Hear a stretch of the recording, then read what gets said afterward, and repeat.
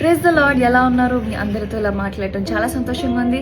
Battle field of the mind episode 4. పోయిన episodes లో మనం బ్యాటిల్ ఫీల్డ్ లోకి ఎంటర్ అయ్యే ముందు మన మైండ్ సెట్స్ ఎలా ఉండాలనే విషయం గురించి నేర్చుకున్నాం కదా. ఈ ఎపిసోడ్ లో మనం యుద్ధాలు చేస్తున్నప్పుడు, ఆల్రెడీ బ్యాటిల్ ఫీల్డ్ లో ఎంటర్ అయిపోయినప్పుడు మన మైండ్ సెట్ ని మనం ఎలా ట్యూన్ చేసుకోవాలి అనే విషయం గురించి నేర్చుకున్నాం. మానసిక పోరాటాలు పోరాడేటప్పుడు చాలా మంది వైఖరి ఎలా ఉంటుందంటే, ఎప్పుడెప్పుడు యుద్ధం ముగిసిపోతుందా, ఎప్పుడెప్పుడు సమస్య తీరిపోతుందా, ఎప్పుడెప్పుడు ఊపిరి పీల్చుకుందామా అన్నట్టు ఉంటారు. కానీ మనం మిస్ అయ్యే చిన్న లాజిక్ ఏంటో చెప్పనా? ప్రతి యుద్ధం మనల్ని గెలిపించడానికి ఉండదు. కొన్ని యుద్ధాలు మన చేతులకు నైపుణ్యాన్ని నేర్పించడానికి, మన దేవునికి దగ్గర చేయడానికి, మనం వెళ్లే బాటను సరిచేయడానికి కూడా ఉంటాయి. అయితే ఈ యుద్ధాల్లో ఓడిపోవడం చాలా సహజం.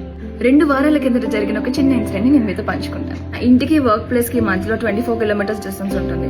సో ఎవ్రీడే లాగే ఆ రోజు కూడా నేను నా వర్క్ కంప్లీట్ చేసుకున్నాను. చాలా టయర్డ్ అనిపించింది ఆ రోజు నాకు. సో ఇంటికి నేను ట్రావెల్ చేయలేనేమో అనిపించింది. ఇట్లా నా దగ్గర ఒక మ్యాజికల్ పవర్ ఏదన్నా ఉంటే బాగున్నాం, ఇట్లా చిటికేస్తే వెళ్ళి ఇంట్లో ప్రత్యక్షం అయితే బాగున్నాం అని అనిపించింది. ఇంకా చేసేదేం లేక ఆటోలో కూర్చున్నా, పాటలు వింటున్నా, ఎప్పుడెప్పుడు ఇల్లు వచ్చేస్తుందా అని ఎదురు చూస్తా ఉన్నా. అందులో నాకు ఫోన్ వచ్చింది ఆఫీస్ నుంచి.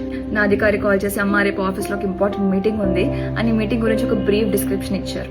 ఇంకా కాల్ ఎండ్ అయిపోగానే ఎట్లాగో ఆటోలో నేను ఖాళీగానే ఉన్నాను కాబట్టి వెంటనే నోట్ ప్యాడ్ ఓపెన్ చేసి, ఓకే రేపు మీటింగ్కి ఈ ఫైల్స్ అవసరం ఉంటుంది అని గబగబా నేను ఒక దగ్గర అన్ని రాసుకోవడం జరిగింది.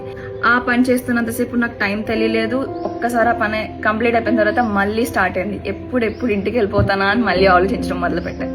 అంతలో ఏం జరిగిందంటే, మా ఆటో వెళ్తుంటే మా పక్క నుంచి ఒక అంబులెన్స్ వెళ్ళిందనమాట. అంబులెన్స్ లో ఉన్న వ్యక్తి ఎవరో మనకి తెలియదు, వాళ్ళ మెడికల్ కండిషన్ ఎంత వర్స్ట్ గా ఉందో మనకు తెలియదు.